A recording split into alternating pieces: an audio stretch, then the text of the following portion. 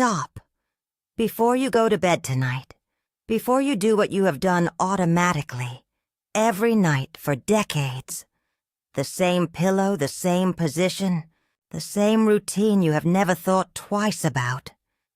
I need to tell you something most women never act on.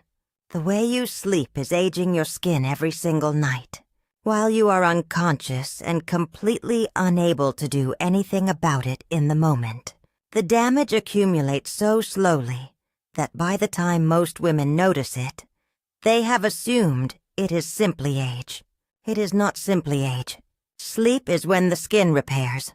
Between approximately 10 at night and 2 in the morning, the body's production of growth hormone peaks. And growth hormone is the primary signal the skin cells use to regenerate and rebuild collagen. Everything in your sleep environment either supports that repair process or interferes with it. Every habit on this countdown belongs to the second category. The habit that makes the biggest single difference is the last one on this list. Habit number 6. Sleeping in a room that is too warm. The temperature of the room you sleep in directly affects the quality of your skin repair overnight for 2 specific reasons. The first is dehydration. A warm room increases the rate at which moisture evaporates from the skin surface during sleep. Skin that loses more moisture overnight wakes up more dehydrated, more dull, and more settled into lines and texture than skin that slept in a cooler environment. The second is sleep quality itself.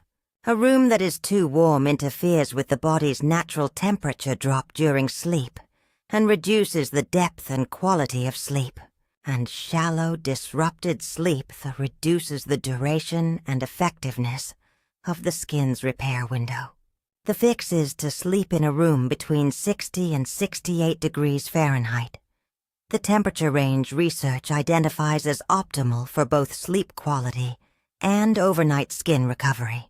For women who experience night sweats following menopause, night sweats create a specific skin aging mechanism beyond general dehydration, the repeated cycle of sweating and evaporating, moisture on the skin surface throughout.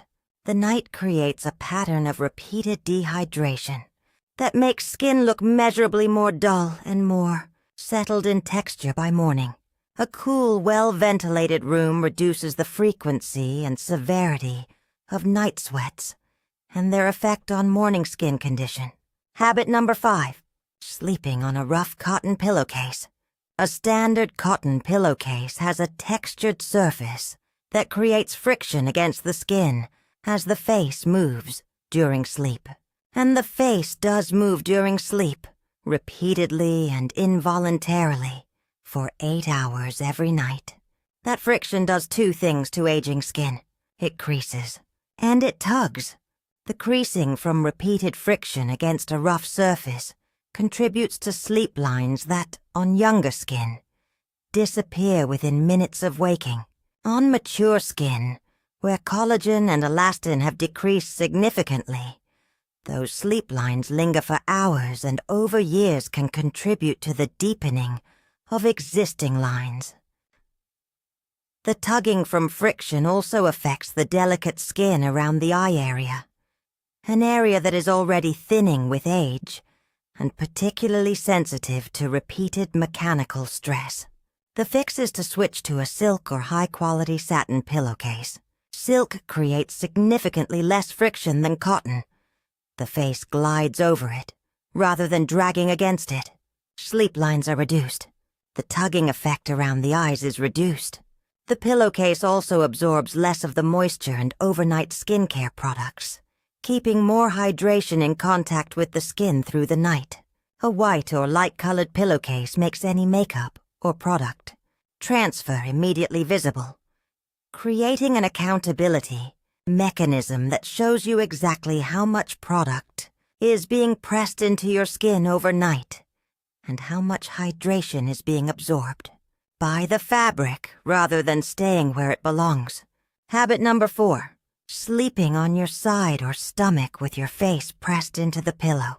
When you sleep on your side, One cheek is pressed against the pillow for the entire duration of sleep.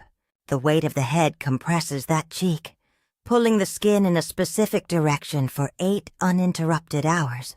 On a mature face where elasticity has decreased and the skin settles more slowly after mechanical stress, that 8 hours of directional compression contributes to the gradual deepening of lines on the sleep side of the face, a phenomenon dermatologists document as sleep side asymmetry, where the face shows more visible aging on the side most frequently pressed into the pillow.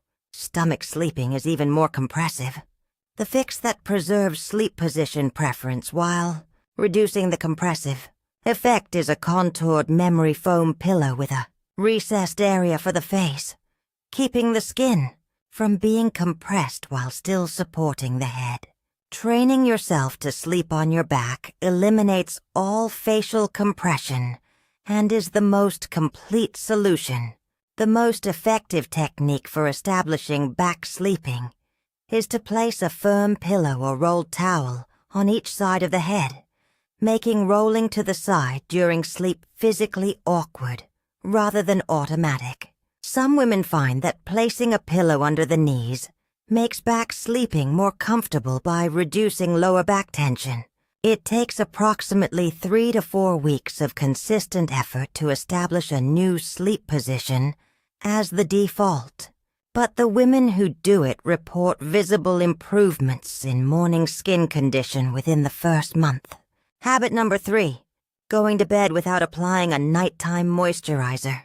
I am framing this as a sleep habit deliberately because the timing, the window immediately before sleep, is what makes it so important for skin over 60. During the skin's repair window, the skin actively draws on available resources.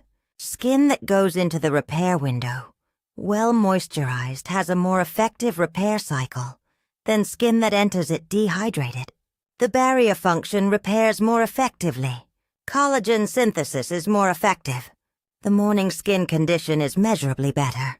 For skin over 60 with reduced sebum production and compromised barrier function, the difference between going to bed moisturized and going to bed without is not subtle.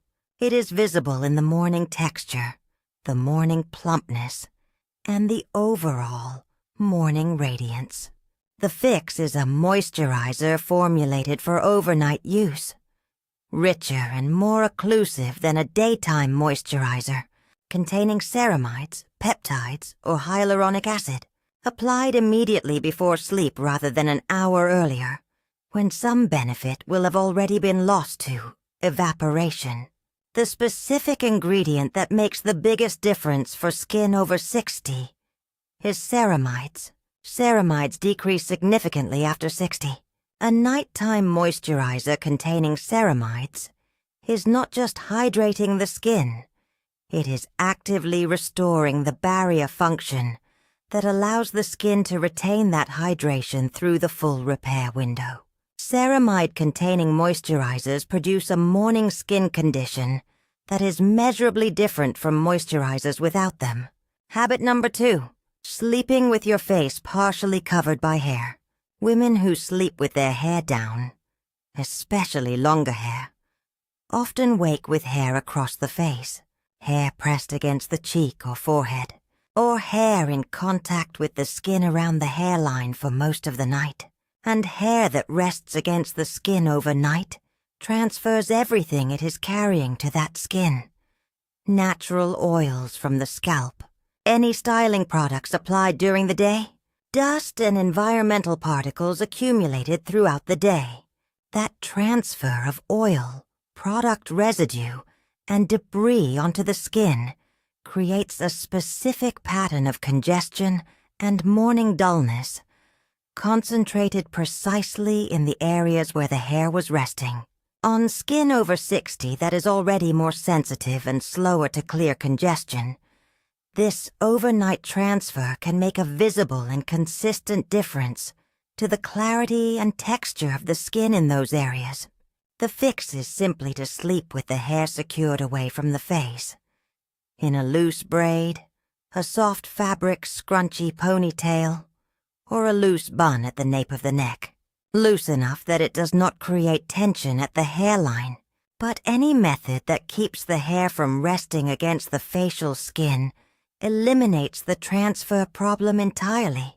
There is a second hair-related sleep habit worth naming: the use of heavily fragranced or heavily conditioned hair products applied before sleep. Hair products that contain silicones, heavy oils, or strong fragrances transfer these ingredients to the pillowcase, and from the pillowcase to the skin throughout the night, contributing to contact sensitivity, congestion, and morning skin dullness. And now habit number 1, the sleep habit that makes the biggest single visible difference to how the skin looks by morning and over time. The one I have been building toward since the very first sentence. Habit number 1, not removing makeup before sleep. I know. This sounds like the most obvious piece of skincare advice ever given, and yet it is the habit most consistently skipped on the nights when it matters most. The late nights, the tired nights, the nights when the effort of standing at the sink for 4 minutes feels genuinely impossible. Here is what happens when makeup is left on the skin during the repair window. Makeup sits in the pores and the micro-texture of the skin during the hours of peak cellular regeneration. It prevents the skin's surface from breathing normally. It blocks the migration of sebum. It holds environmental particles and pollutants accumulated throughout the day in direct contact with the skin for 8 hours. And on skin over 60, where pore size has increased slightly, and where the skin's natural clearance mechanisms are slower, that 8 hours of contact produces more visible damage to skin clarity, texture, and radiance than the same 8 hours would on younger skin. The fix is not a 10-step evening cleanse.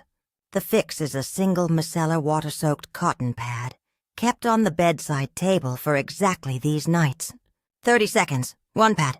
Every trace of makeup removed without any trip to the bathroom, without anything standing between the impulse and the action, except a reach to the bedside table.